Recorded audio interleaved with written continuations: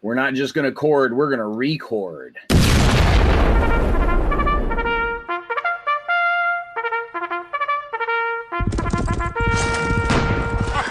Welcome back, folks. Episode 6 of Season 13 of Mentioned in Dispatches. Some familiar voices back on the show that have been here most of the season. Mike, you've only missed the one, and it happens to be the one that people are assigning as homework in college these days. But thank you for, being around a bunch for these things. Yeah, see, it's the one I missed that becomes super popular. So maybe I should just stay off of all these things. You said it, not me. Good night, folks. You're going to be here next week also, because by the time we're recording next week, we'll be wrapping up the fall assembly. We'll be winding that one down. It's been a pretty full season for you comparatively. So welcome back. And yet again, this is another one of it's Bryan's fault for a topic. So Bryan, welcome back. You're going to rapidly eclipse Mike for semi-occasional irregular co-hosting duties here. I can't do that. See, nobody wants this job. I mean, you could do that. Incidentally, we're hoping that Gary is able to make it. He had his live show earlier today, but I don't know what's going on with he had said he was going to be here, and I'm not sure if something came up and he's not going to be able to make it. But we're going to get started, and if he pops in, we'll just add him to the conversation because I think Dan's contract is up for renewal, so he's probably negotiating with Dan. What's he going to do? Double his salary? Yeah. Nothing times nothing is nothing. Yeah. So anyhow, I'm hoping Gary's able to make it because I think this is a topic that will be near and dear to his heart. We'll see and hope he's able to join us. But in the meantime, I'm sure that the three of us will have plenty to say about FOMO and wargaming, that fear of missing out that causes us all to panic and rush out and, mass order stuff on Kickstarter, or, oh my God, I can't believe I got that. And 6 years later, it's still in shrink and we're getting rid of it. Or, that's the new hotness and therefore we must play it, or whatever it might be. Let's talk about FOMO. So, Bryan, am I on the right track for where you wanted to go for tonight's topic? Help us out here. Steer the ship. Yeah, kind of. There's just so much coming out right now, comparatively to the 1980s, 70s, whatever. There's just so many games coming out, the glut of games, and it's becoming obvious to me that people are trying to catch up, but they're not catching up with the amount of war games that are coming out. You just go to the Consim marketplace, for example, and I would say 80% of the games that are being sold there are still in their shrink wrap. And I'm not talking about older games either. I'm talking games that are within, been released in the past 2 or 3 years. And just tons of games being sold still in the shrink wrap. Nobody ever opened them. And kind of wanted to discuss why is that happening? Why are people, purchasing these games? I have a few ideas on why it's happening, and just discuss that and maybe just talk about, how games are being sold now compared to how they were in the past and, what the landscape kind of looks like nowadays. And also, is it a mental illness? Is it a type of hoarding thing where you're just buying these games and, just buying them to buy them? Is it an addiction? We're already war gamers. It's already a mental illness. Could be. I told you to get a clinical psychologist on so we could ask them. Yeah, because, those are just tripping around my neighborhood for me to just go flag one down and join the show. Well, I thought the regimental commander had the type of pull in order to just make a few phone calls, but apparently my neighborhood's full of lawyers, dude. I'm running out of therapists. Oh, okay. They spend a couple of sessions with me and they're like, screw this, man. You're on your own. And then they need therapy. So, Mike, how many games in shrink have you sold? Have I sold? I have to say, how many games did you get? You kept them in shrink. 5 years later, you're like, man, I'm never going to get to this. And you went ahead and sold it. Nothing in shrink. Okay. I mean, I'm not saying I don't have games in shrink, which is, I've recently been told that's wrong. And I agree that it is wrong, but I don't think I've ever sold any in shrink. Well, Mike's a special case with his YouTube channel, so he usually at least opens the box of the game and says, this is in here. So, You know, I'm not sure Mike's the best example of this type of person based on his YouTube channel, because let's be honest, you know, in order to keep his YouTube channel going, he has to, you know, I mean, kind of that's have not a string all of of it, games. guys. There is legitimate. I do buy things for the reason of fear of missing out. I mean, there's no doubt about that. But as far as actually not taking them out of shrink or buying something and selling it in shrink, and I got to say, no, I've never sold a game in shrink or gotten rid of a game in shrink, unless I accidentally bought a duplicate copy of something. But I can't even think of a case where I did that. Where I got rid of it. I did that last year. It was that card game, Napoleonic card game that Compass Games was selling. And for some reason, I forgot I had it and ordered another copy. Bought it again. Yep. The point Gary made not too long ago about go ahead and open everything is you want to at least find out that the game is intact, properly printed. There's no errors. You didn't get, you're not missing a rule book. The counters aren't miscut. Because the problem is if you open it 15 years later and that company doesn't exist anymore, you can't do anything about it. So at least open it up and make sure that everything in there is intact and, it's playable, even if you choose not to play it.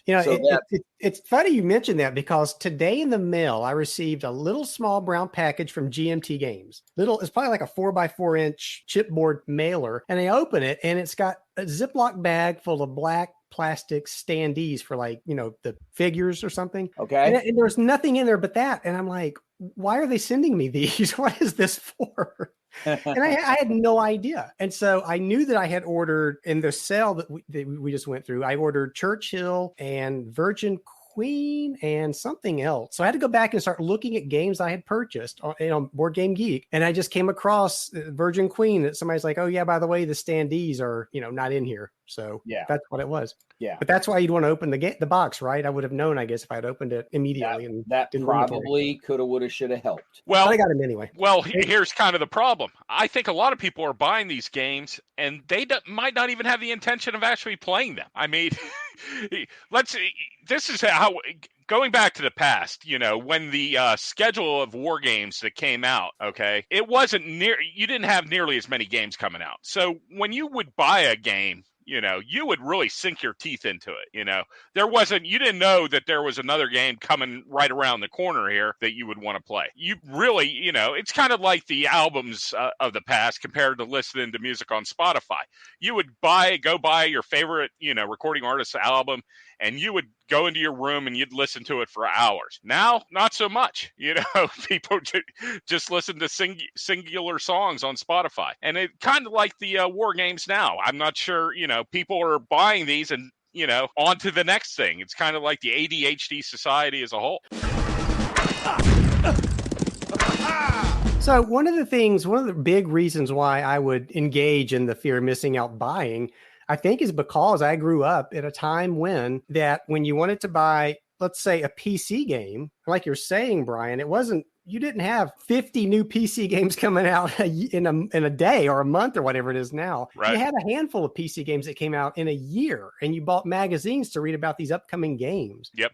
And the same thing with, like you said, music, I guess, CDs. You had to go to the store and buy them. And board games would have been the same way. I wasn't really into wargaming at the time, but war games would have been the same way. What's changed, and it hasn't happened to wargaming entirely, I don't believe, but with like computer games, everything's digitized now. So there's no fear of missing out on a computer game. It's right there. It's not going anywhere. I mean, I guess somebody could pull back the copy protection rights to it or something, which I think has actually happened, but it's nothing like on the scale it used to be. Yeah. Well, because you're not dependent on finding the physical media. The digital storage means space is less of an issue. It's not a non-issue, but it's a lot less of an issue. So that definitely makes a difference. I will tell you that growing up, the FOMO issue for us, where living in Germany in the mid 80s, the issue we had was it was very haphazard which stores would stock what inventory in Europe at the different military bases.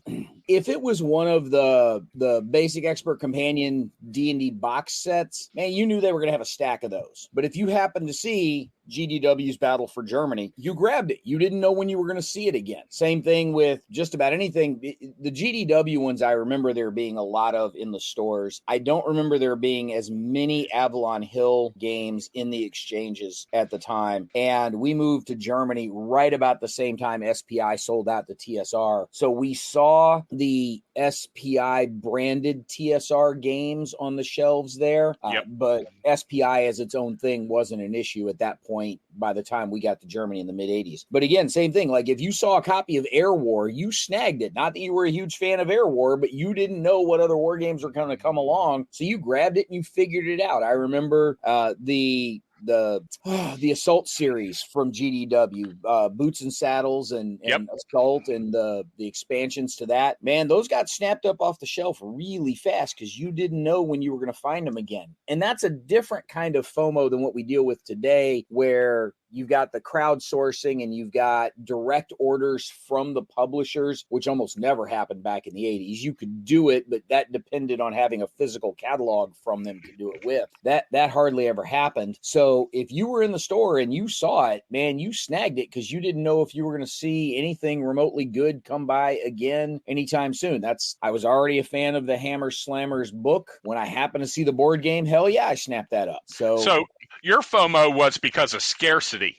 Now, today, like we were discussing, there's just so many games coming out. What is causing the FOMO now? Well, so there is scarcity. So you can still have that with physical board games. And, let's say something like Napoleon, which, I pre-ordered because I knew that was going to sell. I don't know why, but I knew that was going to sell out. Well, so GMT does the P500, right? Well, so what if they released Napoleon and decided we're not going to print it again? It's gone.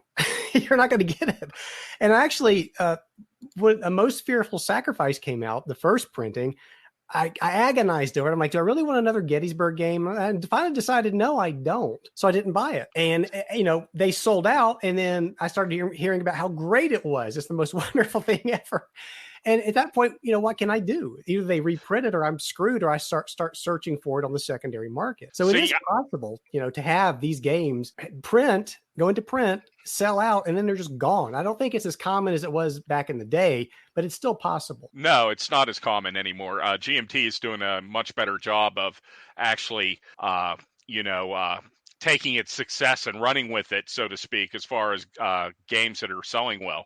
In the past, it was its own worst enemy. The other thing is making it even better is something like the Blue Panther model, right? So it's print on demand. Yeah. It's not going to sell out. I'm of the mindset now that if the game's good and it's selling well, there's going to be a reprint made, relatively quickly nowadays. Well, I was going to say, so that's the thing. Even when they decide, we are going to reprint this, it may not be quickly. You may have to wait a year, 2 or 3 for this thing to come back around again. So if you want to play it right away, you're kind of like out of luck. That's why. Here's my other thought on how to defeat the FOMO as far as that goes. The initial editions of all these games are the rules and everything are pretty bad. As we've discussed in the past. The first edition, some of these rule books is freaking nuts. And just on your YouTube channel the other day, you were playing Burning. What the hell is that game? Burning Banners. Burning Banners, yes. Which I still haven't shrink wrap, by the way. And it might not come out of the shrink wrap after watching you play it. You had all sorts of problems with the rules at the beginning, and that's actually pretty mild case compared relatively to some of the other war games that are out there and some of the rules problems that they're having. So that's kind of one of my ways I defeat the FOMO, is thinking I don't want to have to deal with the initial rule book and all the FAQs that people have. Let's just hold off a little bit. It's almost like PC gaming now, where I don't buy the game as soon as it comes out unless I really, really, really want it. I'm going to wait till, it's been patched up a little bit before get some more feedback before I actually go buy it. So these are tips to defeat the FOMO. You're better off if you can. I used to be really bad about buying digital computer games. And it was because I remember back in the day when, when you wanted that computer game that came out, if you didn't get it, you may not get it at all. You'd have to go to Babbage's and Software Etc. Do they have, whatever I'm looking for? Do they have it on the shelf? Yep. And while you're in there, you might see something you didn't even know about they've got like one copy of it. So I better buy it. But yeah, Right. Nowadays with digital stuff, I'm like you. It's like, I'm in no hurry. I've got my Steam library, looks like my PDF collection of RPGs. I got plenty to do, and I can wait 5 years for the Christmas sale and pick it up at $3 or whatever. Yeah, exactly. That's your best way to do it. Have be behind by like a year at least. And after a year, the game's probably going to be 70% off of what it was initially, and then go for the purchase. Yeah, and it'll be patched up a little bit too. And like I said, the same thing's kind of, filtering over to the gaming world where they're putting these games out. And there's a lot of mistakes in the initial editions. And, maybe wait for the second edition before and get a lot of feedback on, there's so many reviewers like yourself out there now. You can watch these videos and see if the game's for you. Don't jump on it. Like if I saw your video, I probably wouldn't have bought that game. Ways to defeat the FOMO. Brant? Don't log on to Kickstarter. I think one of the things that does contribute a little bit to that fear of missing out is as a part of trying to get people interested in crowdfunding campaigns, you've got people offering exclusives or bonus content or something that you can only get as a part of the Kickstarter campaign. I remember it wasn't a war game, but when I backed City of the Great Machine, there were several Kickstarter exclusives in there. Now, I ended up selling that one off, a combination of reasons. Mostly it wasn't what I thought it was going to be in terms of having something to play here. So I ended up selling it off, but those Kickstarter exclusives netted me a pretty good aftermarket price as a part of it. I think in some cases, companies use that exclusivity from the Kickstarter bonuses, those stretch goals, to drive people into crowdfunding things, which ultimately I think is a fairly smart business practice, right? It ensures you get enough crowdfunding backers to actually print the game. And so I don't have a problem with that conceptual model. I do like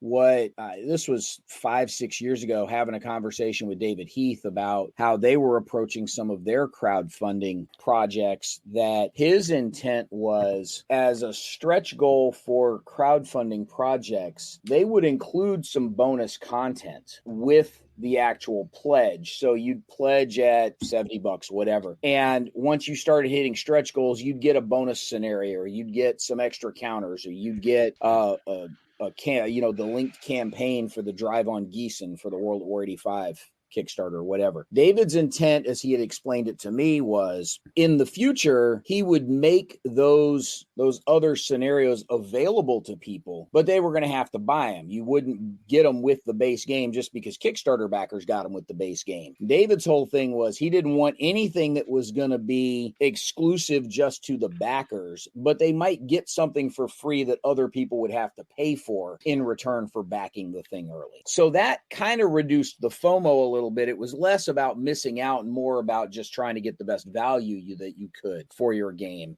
But it was less about sort of creating that frenzy of, oh my God, if I don't get it now, I miss out on this exclusive. And that probably didn't do as much for driving business of, oh my God, I have to get this or I'll never get this bonus piece of content. But it seemed like a reasonable business practice to me, the way he had explained it. I don't know. I didn't keep score for the different crowdfunding things David ended up doing. So I'm not 100% sure how it all panned out. I did get my giant World at War 85 crate that showed up, once the COVID shipping log jams kind of cleared up. I'll be interested to see what shows up with the games that are either on the boat or soon to get loaded on the boat over in China for the ones that are running behind now. But there's been a couple of times where I kind of hemmed and hawed over something and finally jumped on it because it got to the point where the things they were offering as Kickstarter exclusives or as rewards for that got to the point where I just, I probably want to go ahead and get on this now before I regret it 6 months from now. And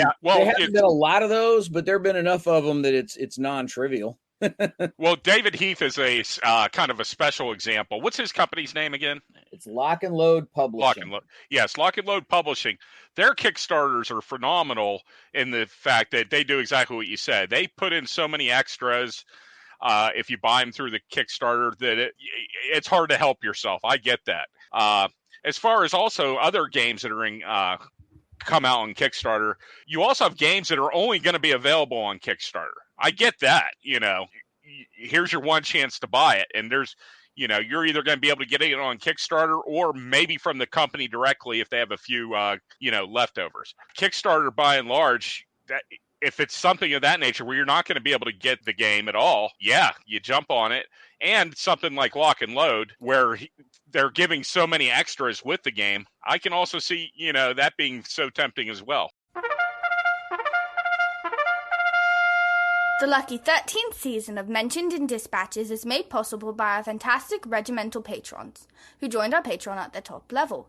The Armchair Dragoons would like to thank Michael Sundberg, Andy J., Fred Stogg, Joseph Knorr, Hellcat6, Chet Bell, Stagger Wing, Kevin Bertram, Patrick Garrity, Mike Quigley, and Fred too. Their support of the Regiment of Strategy Gaming helps us bring you the best strategy gaming article, events, and this podcast. You can join us as a Patreon supporter at patreon.com/armchairdragoons. Cheers!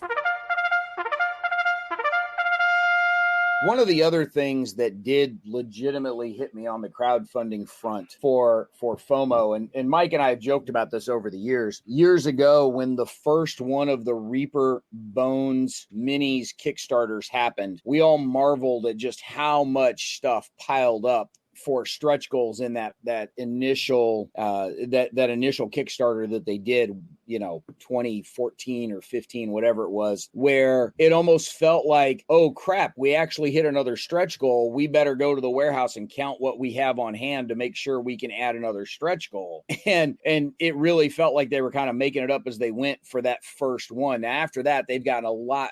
And that may not have been the case for the first one, but that's sort of how it felt watching it from the outside. But by the time you were done, like $100 base pledge for what was originally 45, 50 or so minis, you ended up getting like 180 figures for your $100 pledge with all the bonuses and everything they kept adding on for stretch goals. And I kept telling myself, one of these days, the stars are going to align to where they're going to be running one of these campaigns at the same time that I have the disposable income available to jump on one of these. And that happened 2 years ago. It ended up shipping about 3 months late, which in the grand scheme of things, that's not too bad for a Kickstarter. But I bought into the Bones 6 pledge. And keep in mind, like, I haven't played in a regular RPG campaign in years. Probably not quite a decade, but getting close. I have no need for 180 unpainted fantasy minis. I don't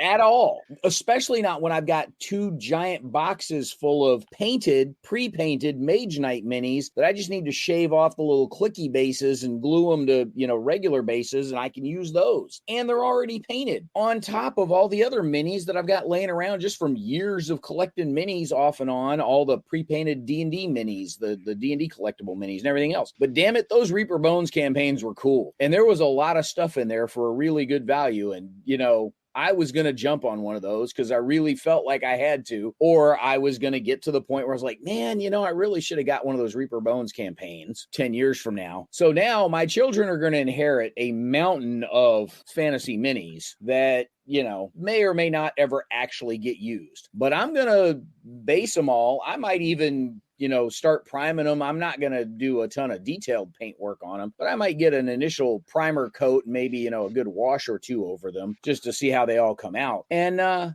going to have fun with the fact that I spent way too much on a Kickstarter I didn't need because I just always watched those Reaper Minis Kickstarters and went, damn it, I want one of those. So I did. So you're defending the FOMO at this point. I'm defending the FOMO in that specific case. Absolutely.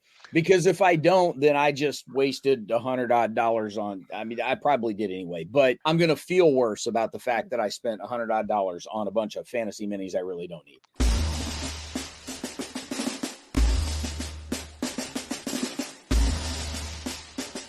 But that's why some of these Kickstarters leverage that FOMO against you. Some of those will purposely say this, you back this Kickstarter, this will be the only place you're going to get these special dice to go with Absolutely. it. Oh, Yeah. hell yeah. Special dice tower or the extra scenario or the solo rules. The only time you're going to be able to get them is if you back it now in Kickstarter. And we're a bunch of lemmings that fall for it. In certain cases, yeah. Yeah, no doubt. I'm not too proud to admit it, man. I mean, I've fallen for it a couple of times. There have been a few times where I backed away and just said, I'm good. I'm good. I can walk away from it. There were the Tiny Epic series of games, Tiny Epic Kingdoms, Tiny Epic Mechs, Tiny Epic Cowboys, Tiny Epic whatever. I walked away from quite a few of those. I have Kingdoms, I have Galaxies, I have the Norse one, the Tiny Epic Vikings with the Ragnarok expansion, and I backed the Tiny Epic Game of Thrones. It's just not here yet. Those are the 4 that I backed on Kickstarter that I got. And Tiny Epic Vikings I backed in part because you got bonus stuff with it through the Kickstarter. So, but another strategy as far as avoiding the FOMO is think to yourself, how many games do I have on a particular subject matter? Okay. How many games, do I have, about Operation Barbarossa, for example? How many? I can answer that one for you. One. You're in the minority if you're a war gamer. Oh, hell yes. No, I know that. But East Front stuff just drives me batshit crazy. It's the same reason I've got like one Civil War game. And frankly, how many, granted, the new game's coming out. Is it going to be all that groundbreaking? Is it going to be that revolutionary that you got to buy it compared to the 20 other Eastern Front games you have? I doubt it. I notice you're not asking Mike about Gettysburg games. Yeah, it's just what I said with the most fearful sacrifice. It's like I said, why do I need another one? But then it comes out and it's got that beautiful map and everybody's praising about how great the gameplay is, and you see it played and you're like, damn it, when's the next release of this thing? Well, and I think so to spin it back around where Bryan might have been going earlier, and I probably derailed him a little bit, but in terms of things that create that FOMO for you, is it once it finally comes out, you go, oh God, man, that map looks awesome. I got to get a hold of that. Or, wow, that gameplay is way better than we expected. I want one of those. You end up seeing somebody else playing it or showing it off in an unboxing, or you get a chance to play at a convention or at a regular game meeting or at a buddy's house or whatever, and then suddenly you go, damn it, I need that. Bryan, how often does any of that hit you?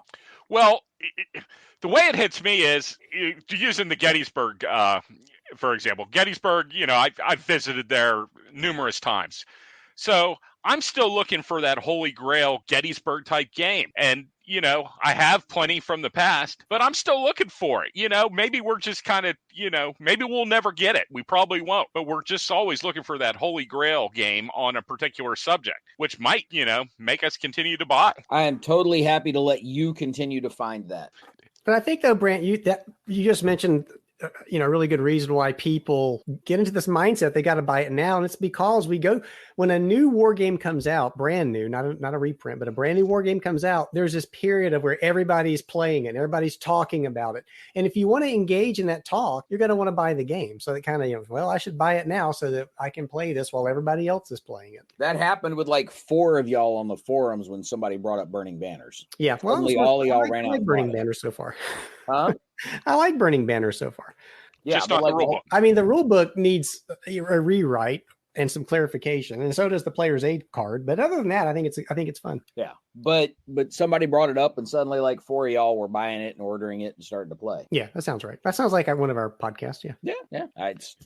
It happens. I get your point of suddenly everybody's talking about it. You want to go see what it's all about, and so you get your own copy to be able to join the fray.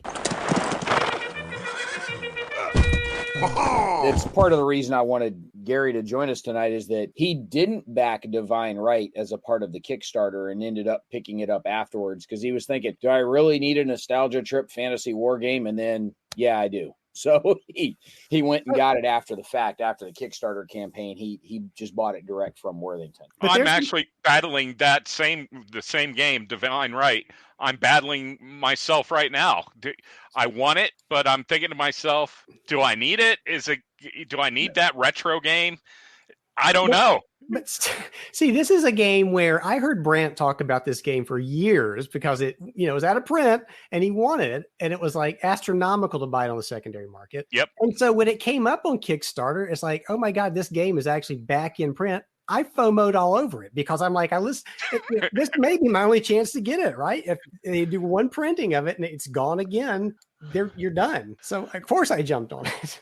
Well, part of my hesitation is that, is it so good because of the nostalgia people held for it, because it was kind of a unique thing at the time. And, not that it's actually all that great. It's just more of a nostalgia thing that people want this. I don't know. I'm hoping. So, and here's where Burning Banners disappointed me a little bit. And I think I talked about it in the video.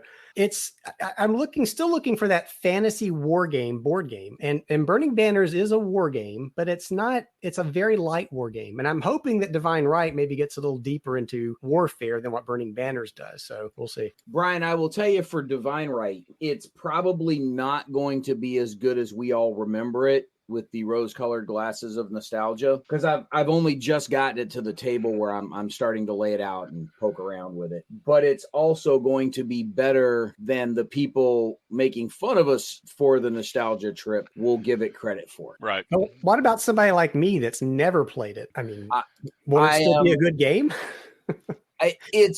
Yes, but probably because it is of its time, it is going to be a different experience than you would get out of a comparably designed game from today. It can be very swingy. There are particular card combinations or event combinations in the game that will dramatically swing the game, and you're thinking, holy cow, that seems really unbalanced. That was just the norm at the time, is that things would have these wild, unpredictable changes based on whatever the next card to come up was. That wasn't unusual at the time, but we've sanded a lot of those rough edges off the game designs these days so that something doesn't seem too random and out of the hands of the players anymore. Well, that can still happen today, though, with just the right dice rolling, or even, especially in card-driven games, you can have a run of cards that will just completely throw a game out of balance. Well, I was going to say Burning Banners, one of the biggest critiques I've seen from it is that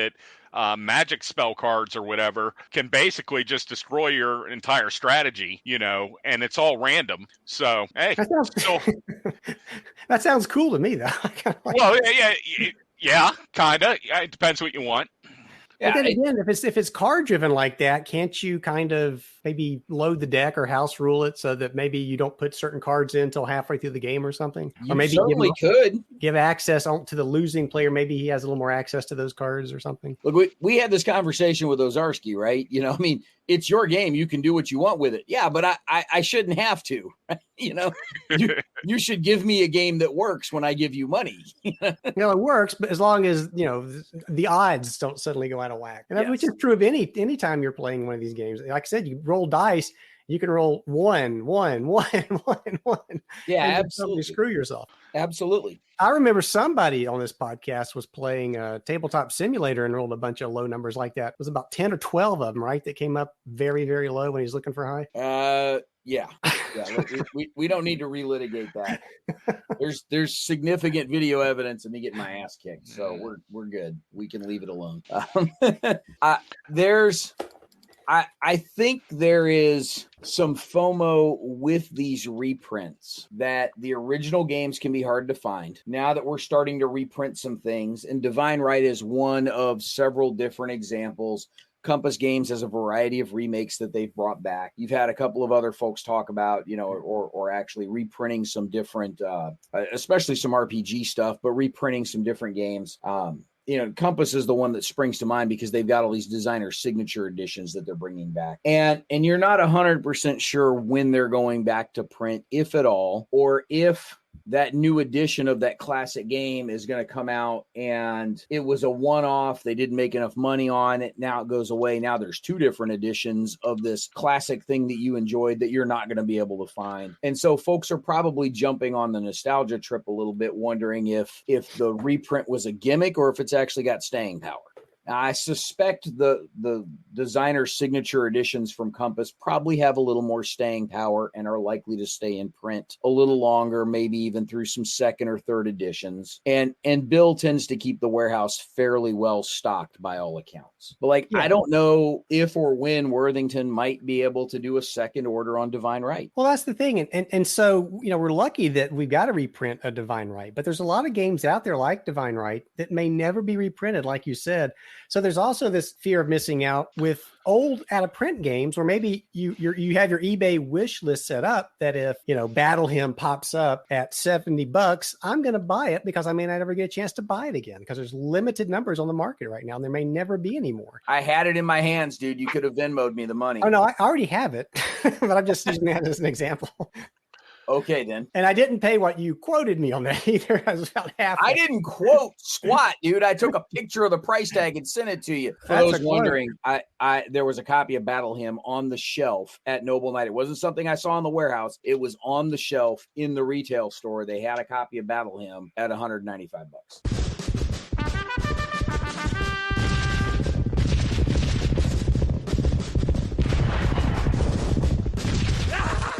And actually, this is a good example too, because the Fall Assembly is coming up very shortly. And it was at last year's Fall Assembly when I was in Gamers Armory and I was just perusing the racks and I saw sitting there a copy of Amateurs to Arms, which I've never seen anywhere else. So again, fear of missing out. I haven't seen this anywhere else before. I'm going to buy it. It's here. I've always wanted it. If you're still in the market for Battle Hymn, I know a guy has all three. What is it? 3 of them? The Ambush series. I just have. What do I have? I got the one Brant showed me that just Battle Hymn. Well, there are 3 in the series. Bryan is correct. There are multiples in the series. Yeah, there's Ambush Move Out, and there's Ambush Silver Star, and then they came out with Battle Hymn. I'm not. Well, there's the Purple Heart expansion in there somewhere. There were 2. Oh, you're right. Yeah. In the Pacific. Yeah, so Battle Hymn had got its own expansion after it was out. Yeah. I don't think I have the expansion. I think I just have the just Battle Hymn. You failed. I know. See, fear of missing out was probably there, and I just let it go. So what you guys are doing now is justifying your phobias. Yeah, pretty much. So, now, let me selfishly tell you about my FOMO that I'm having over the past couple months, and that is Axis Empires. Okay, so I have the original. Well, I had the original Axis Empire, Totaler Krieg or Total Krieg, whatever the hell it's called, and I have the Krieg. Yeah, and I'm looking at them on my shelf. I have that, and I have the Axis Empires Dai Sensei. What is it? Senso. So I have the original, not the originals, the remakes of the originals. But the thing with those was there was a thing called Dice of Decision with the original one. And it basically let you roll so you would get alternate histories. So, you could play where like Russia won, the Tsar stayed in power or something like that.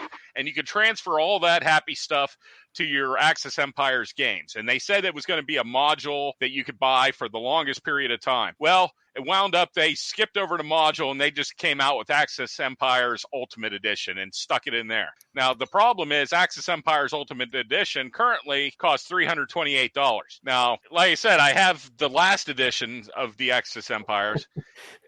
What is a man to do? Do you know why it costs $328 right now? Because they're thieves. Because you missed out on the chance to buy it for a whole lot less when they were calling for pre-orders. Because like anything else, you missed out. Somebody's willing to pay $318 for it. That's that's the whole thing. I mean, it wasn't like it was dirt cheap back when they were offering it then either. It was still $200-something, I believe. There's a lot in that box, though. I've got it, and there's a ton of stuff in that box. It's not one game. It's like three games in that box. Oh, no doubt. And the components are outstanding. So, but like I said, I really just want it for the Dice of Decision. But then I find out Dice of Decision is not even compatible with what I have. So I just really wish that they would have just came out with a module, the Dice of Decision module for what I already had. I don't know what to do. So now will Axis Empires Ultimate Edition never be printed again? Yeah, see? Look what you're doing to me. I mean, there are used copies that you can get cheaper. I don't know. So, Bryan, after you set up the GoFundMe for your Axis Empires, go ahead and send me the link. I will include it with the post for the show. Thank you. Not a problem. We don't take charities for our addictions, though. I'm here to help. And if I see it on the give and take table at the fall assembly, I'll pick it up for you. Yeah, I bet. Are you getting it for him, or are you getting it for you to tease him with? No, I already have it, so I'll get it for him. Okay. Well, I appreciate it, especially since the chances of that happening are 0.0%. But what are your guys' FOMO games currently? Oh, you mean something that's out, or something that we hope that's is there something that's out right that you want to get, but you're having second thoughts now? But you're going to buy it against your best judgment? It's not against my best judgment. I did not jump on any of the early ordering or crowdfunding for Air and Armor, largely because quite frankly, I just didn't have the money at the time. I'm going to end up buying Air and Armor at some point, despite a low likelihood of playing it outside of a convention setting. And pretty much anytime I'll see it at a convention, Bruce is probably there with his copy where I could just play it with him. Right? He's going to be there this weekend. I could sit down and play Air and Armor with Bruce this weekend if I really, absolutely had to do it. But I've also got the original. I would like to have the reprint, have them both there together on the shelf and maybe pull them out sometime and sort of examine some of the differences and what I think, was good and bad and how they work together. And I would like to see the new one in greater detail. Bruce had it at Origins last year, but the odds of me ever getting to sit there and actually watch a game at Origins are non-existent. So, that is one that I'm going to end up getting, even though I missed it the first time around. Again, I had good reason to miss it, but I'm going to end up breaking down and getting it at some point. Honestly, I'll probably end up breaking down and getting the Compass Games CSS Folded Gap game, just because I'm a sucker for those games and I can't help it. And Bryan, I know you kind of are too, because similar experience of living over there at the time, and you were actually in the military while you were over there. I just got to watch Dad do it because I was about 8 years ahead of you being over there. So those are a couple of them that I'm probably going to end up getting, even though it probably shouldn't. Again, I think the true test of FOMO is, because of the fear of missing out, fighting that fear outweighs the good judgment of, do I really need this? I probably don't, but I'm going to end up getting it anyway, so that I don't miss the fact that, 8 years from now, if I really want to decide to play that, I've got it to do that, instead of, damn it, I don't have this. So I'm a game coming up that I got my eye on is In a Dark Wood. It's by who the hell is it? Thin Red Line. Yeah, it's the same series of Less Than 60 Miles. This is a Hof Gap game, which is right up my alley, where I was stationed with the 3rd Infantry Division in Schweinfurt, Germany. And I looked at the map, I looked at the order of battle, and I'm getting moist. Let me tell you, it looks good. It's you and your brothers in arms. I'm telling you, I was excited about possibly getting Air and Armor, but after seeing this, I think I'm going to pass and go with this. It just looks fantastic. So I did miss Less Than 60 Miles the first 2 times it went to print. So the third time I wasn't going to miss. I went and got one. So but that's the only one of any of those series that I got, was I did go get the first one. I don't have the others. Yeah, I skipped myself on that one just because, once again, there's a glut of Folded Gap games, 11th ACR, Third World War games, and just didn't get the juices flowing. Dude, you put some respect on the Black Horse, man. Aren't they off for now? They are the op for now. What a fall from grace. But anyway, that's my upcoming FOMO game. I don't believe you can't order it yet, but as soon as you can, I'll probably be jumping on that. No, but to their credit, Thin Red Line Games does a great job of generating that FOMO, because they only print in small batches. They don't guarantee any reprints. Now, the truth is, In a Dark Wood's going to get at least one other reprint, but we don't know how long it'll take to get there, because Thin Red Line now actually has a portfolio of, a little more than half a dozen games that, if they do one reprint every 6 to 8 months, it may take them a while to come back around to it. Mm-hmm. But truthfully, I mean, they've done at least a second printing of everything except the Fate of All and Die Festung Hamburg, which were the two most recent ones before In a Dark Wood. And I think Hamburg is slated for a reprint soon-ish. I remember seeing something about that online, but I couldn't tell you exactly where I saw it. So. But yeah, I get it. I get the FOMO for stuff from Thin Red Line Games. So the other FOMO would be from MMP, and it's the Great Campaigns of the American Civil War. In fact, when I first kind of discovered Great Campaigns of the American Civil War, one of the first things I bought was Battle Above the Clouds, because even at the time I bought it, it was out of print, but it wasn't outrageously priced. So I bought it. But I didn't really start playing Great Campaigns of the American Civil War until much, much later. And now whenever they release a new game, I almost feel like I have to buy it because it's not going to be reprinted, or if it is, it's going to be a mighty long time before we see it again. MMP seems to be on the 10-year cycle for reprints. Yeah. And some of us may not have that long left. So yeah. And another game I can think of that I'm kind of hemming and hawing over now is from GMT, and it's the Triumph and Tragedy, the expansion and Conquest and Consequence. No, I have that. It's the space one, Expansion or Extinction, I think it's called. And I like both. I like Triumph and Tragedy, and I like Conquest and Consequence. But now I'm thinking, do I really want a space version? So. Yeah, you do. But I don't feel as nervous with that one, like we talked about earlier, that it's, if I miss it the first time around, there'll probably be a second printing. I don't know.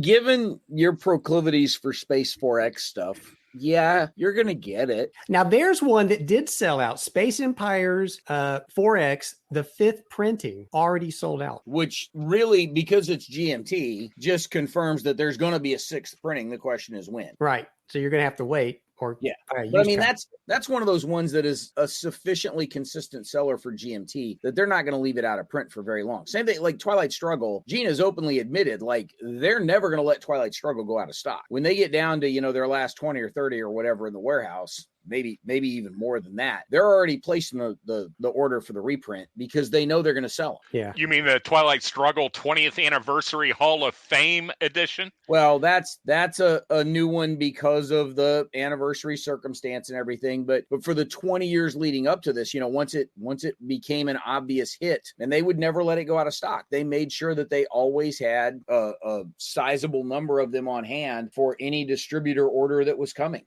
And I saw Gene make comments about it in multiple places, so it's not like it was just some random rumor that somebody said somewhere along the way. But they've said, plenty of times over the years, that one ain't going out of print. Like, we're going to make sure we always have it on hand because we're not going to have customers waiting around for this. Like, wargamers will be more patient and wait around for stuff if they know it's coming, but that's not something that necessarily applies to your regular gamers. So they're not going to hang out and wait for, because Ticket to Ride, Carcassonne, Dominion, those are always going to be available from distributors because the economy of scale is so large that the publishers can afford to keep them in print pretty much constantly. Wargame publishers don't have those kinds of margins to work with. And so wargamers have gotten used to things being out of stock or harder to find or having to troll the secondary market for some things, especially old things. But that's not a mindset that non-wargamers have or may necessarily be comfortable with. So when you have a crossover hit that appeals to non-wargamers, you've got to treat it as something not a war game. That is a special category that you've got to, in the case of Twilight Struggle, keep it in stock.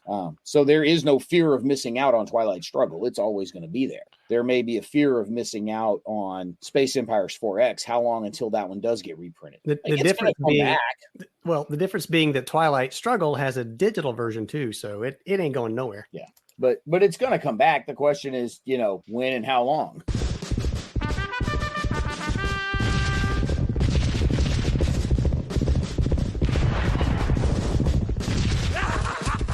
If we get away from wargaming for a minute, Mike, what's something that hit you with the FOMO from a non-wargaming perspective? I already talked about my Reaper Bones minis. Oh my God, I got to get one of these even though I don't need it. What's something that hit you? Is there an RPG something or some other tabletop something that got you that wasn't a war game?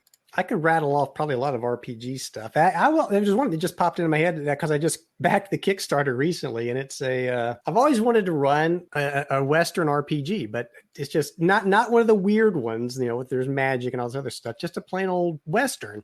And I own several rule sets for these things, and I swore I would never buy another one. But it just popped up, I think it was just a couple of weeks ago, that it's a Western based on the Mutant Year Zero rule set. Okay. And I'm like, damn it, because I like that rule set. So I read about it, and of course, it's just what it says on the tin, and you got all these special dice and everything. I was like, okay, well, I got to back this. But this is the last time I'm backing a Western RPG. So yeah, you didn't already go out and get aces and eights, huh? I have that because I bought that years ago. I just never run it. And it came with all the cool things like the shot chart and all that kind of stuff. Yeah. No, I hear you. So, Bryan, what about you? Is there a non-war game something out there? Recently, there's a pirate game that I already have the first edition to. It's called the Pirate Republic, but now he's coming out with a newer version, the Pirate Republic African Gambit. I might jump on that. I was looking at my Game Found, which is basically like Kickstarter, different company, but does the same shit. I backed I think we talked about this before, the game Purple Haze. Right. Yep. This was a FOMO thing for me because I backed it. At this point, I have no idea what the hell I'm getting or what type of game I'm going to be playing. But I had to back it at the time because they made it sound so awesome and so great. It's one of those narrative choose your own adventure kind of things, isn't it? Hell if I know at this point. From what I understand, they freaking have changed a lot of stuff. So I don't really know what I'm getting at this point. But that was a prime FOMO moment right there. Yeah. I'm eyeballing some of my Kickstarters. I don't have much on Game Found, but I've got a couple of things on Kickstarter that I think were FOMO induced. One of them Mike knows well and will appreciate. I did shell out for the reprint of Ironsworn Starforged, and the Sundered Isles expansion that is coming out for that gave you the one of the options that you could bolt onto that was the original Starforged game. So I've got the Sundered Isles expansion plus Starforged coming along. So I've got those. The problem was by the time I decided, yeah, all right, I'm going to go ahead and get, because I loved the original Ironsworn game. That is one of the best written fantasy rule books I've ever run across. And it's nice in the way you can do it solo or co-op or head to head. Calm down, Mike. We'll get on that hobby horse another time. But it can be played any of those three ways. And so to have a sci-fi equivalent using the Ironsworn mechanics, I finally said, all right, I'm just going to do it. And of course, by the time I said, all right, I'm just going to do it, I couldn't find it anywhere for under $110, $120. So I said, all right, forget it. I'll wait for it to come back around. I did manage to get a copy of the PDF. It's not the same as having the book. And it just took forever for me to finally get to where they were coming around with a reprint that made the book available again. So that's one of mine. That's a non-war game thing that I grabbed kind of out of FOMO. Now, you freely admitted that you haven't been running any RPG campaigns. So why? Why did you buy this? Because I enjoy reading a lot of the RPG materials. That makes sense. I really do. I get that. In some cases for the background material, in some cases for the way the rules are presented and laid out.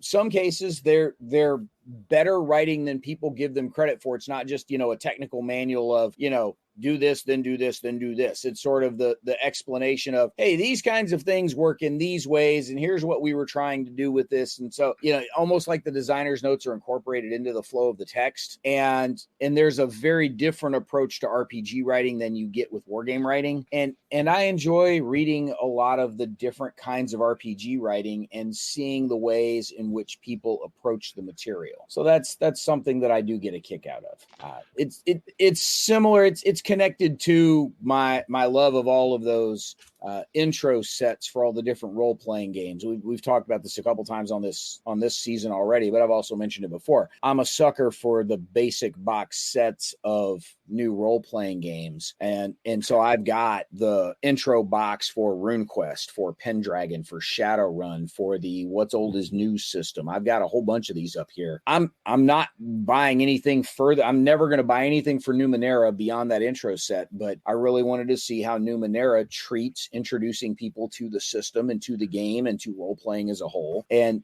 see how they do things differently than Shadowrun, that's different than RuneQuest, that's different than whatever else. And so that's something that I enjoy looking through and seeing how they work. I'm like that too with the RPG stuff. I'll mirror just what Brant said, but there's two additional reasons that I like buying these RPGs. One is nostalgia. I mean, back in 1979, 1980, 1981, I was playing RPGs. I was GMing. I was a player, and I loved it. And I've never lost that feel for RPGs. So there's kind of a nostalgia thing there for me. The other thing is I would love to run an RPG session. I don't have time. I don't know who I would run it with. I don't know where I would run it. But I would love to. I mean, maybe I'll start another channel and start doing solo RPGs. Don't tell Jim.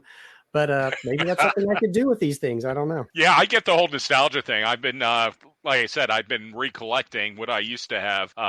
Everything from, just the second edition Dungeons and Dragons to Star Trek, role-playing game, which was FASA at the time, Space 1889 by GDW, and Twilight 2000, who also was by GDW. I'm recollecting all the things that I used to have. Yeah, I used to have the first edition of Gamma World. I wish I still had that. The best thing about that was, I believe it took place in Pittsburgh, where I currently reside, and I believe the map was of the city of Pittsburgh as well. And Pittsburgh was spelled crazily wrong, if I recall. I think it was. Yeah. It's been so long. Like I said, I don't have the box anymore, the map, so I don't know. Hold on, I'm going to find that. When we went up to Noble Knight, most of what I left with was old things that I was plugging in, holes in the collection here and there. I did get a copy of the Avalon Hill edition of Freedom in the Galaxy. I got a copy of Kings and Things, and I filled in one of my Gazetteer holes from my collection. I didn't have the Works of Thar, so I filled that one in. I got my copy of Heroic Worlds back again. So I didn't leave with a whole lot of real wargaming stuff. It depends on where you count Freedom in the Galaxy. But I did fill in several holes in the collections that I'd been after here and there. The most recent thing I left with was, it's probably about 5-6 years old at this point. Noble Knight had a copy of the Heirs to Heresy RPG from Osprey, which is the one about the Templar Knights. And again, going back to role-playing books that I enjoy reading, Osprey does a pretty good job with their little digest-sized hardcover RPG books. And I've got Heirs to Heresy and Grand Mechanismo, and I just picked up Tomorrow City over the weekend. So those are some that I enjoy. I didn't pick up a ton of wargame stuff when I was at Noble Knight, largely because a lot of the wargame stuff that I was after, I could get for. I'm trying to figure out the right way to say this, and because it's late on a Tuesday night, I'm going to stumble over it. But the non-wargame stuff that I wanted to get, I was going to find at Noble Knight, and because I was using store credit from the stuff I was trading into them, it was an overall better value to get the non-wargame stuff than the wargame stuff that I'm after, that I could find at a comparable or lesser price and use cash for that somewhere other than Noble Knight, I think is probably the best way to say that, and hope that it all made sense. Gamma World, Pittsburgh. It was Pitz Burke. Pittsburgh. Yeah, there you go. I knew it was something like that. All right, so they linguistically mangled it for effect. Yes. All right. Like the Allegheny River is called the Gainey River, and the Monongahela is called the Mon River, which we call the Mon anyway. And the Ohio is called the Ohio River. Because you really needed to shorten a 4-letter name? Yeah, I guess so. But I'll tell you what, the map's impressive, because you actually could probably use that to navigate today. To be honest with you. Are you saying Pittsburgh today looks like the post-apocalyptic wasteland they predicted from the 70s? No, it was a post-apocalyptic wasteland in the 70s. So they didn't have to, the apple didn't fall far from the tree back then. But, the map's actually pretty damn accurate to what the city, the streets and so forth, the basic infrastructure grid actually is. And not to drift too far away from our topic. Yeah, right.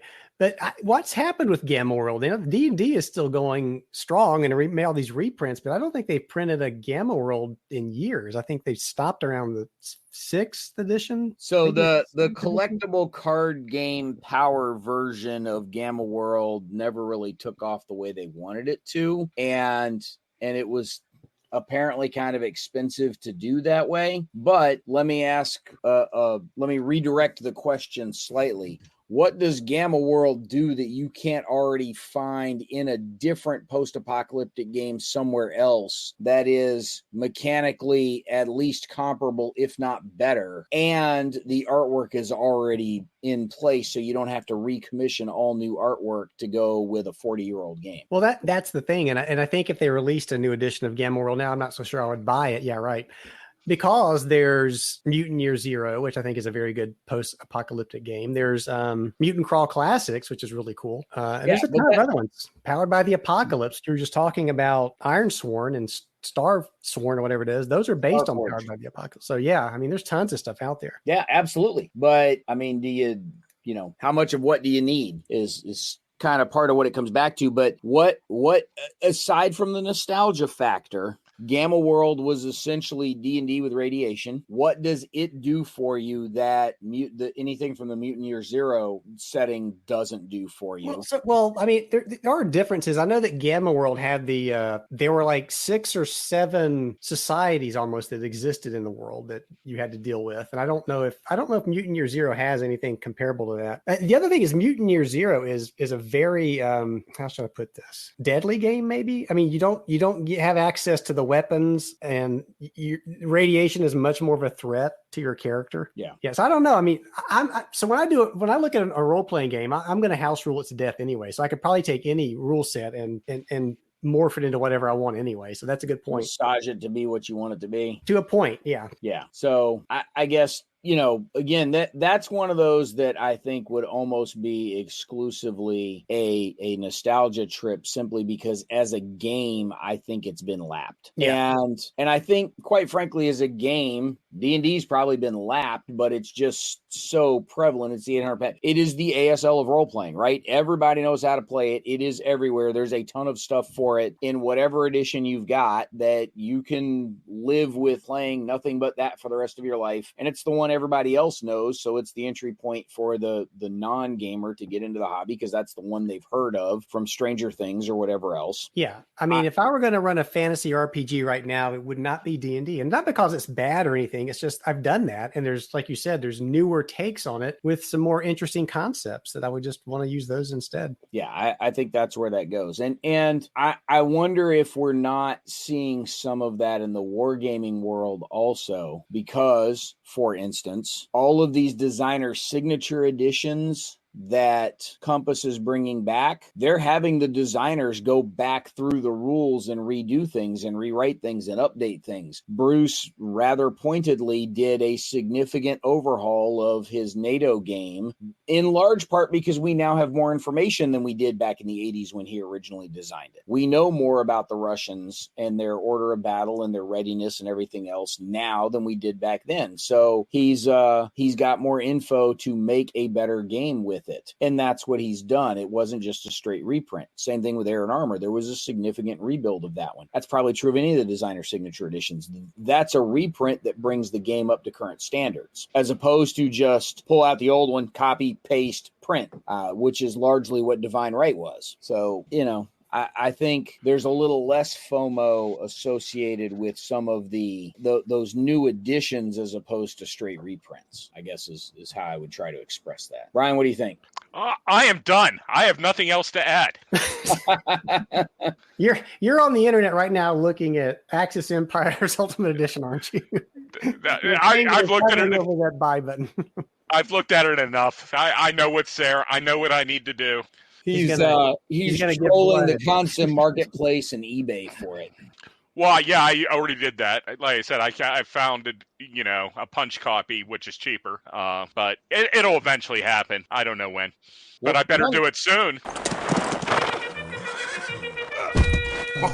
One last thought for you, just quickly. I don't know if either of y'all ever participate in any sort of online auction stuff through eBay or one of the Facebook or content marketplace or somewhere else like that. Have y'all ever got into a bidding war you shouldn't have because of FOMO? Just curious. I haven't. That's one of the occasional things that I've actually largely done right. But I was just curious if you ever let somebody bid you up way beyond where you probably should have gone just because, damn it, I got to get this. I'm when I do a auction on eBay or anything, I'm trying to get a steal.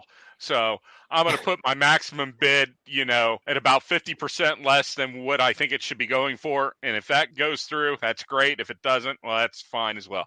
Yeah, I kind of do that. If I see something on eBay that I want, and I'm going to bid on it. I'm not going to put any crazy price in there. I'm going to put what I'm going to pay for it, and that's it. If I lose it, I lose it. Okay. I was just curious. So, audience, chime in the comments. Like you've made it this far in the show, right? But chime in the comments. Let us know if you ever let yourself get bid up on something you probably shouldn't have just because the FOMO kicked in and you weren't sure when or if you were ever going to see it again, so you had to grab it.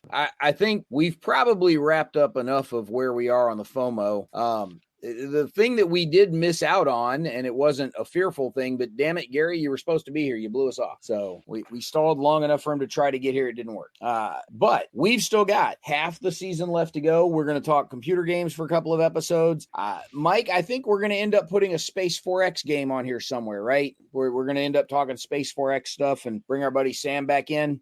We had talked about that. We probably need to do a sci-fi fantasy podcast just in general. Yeah.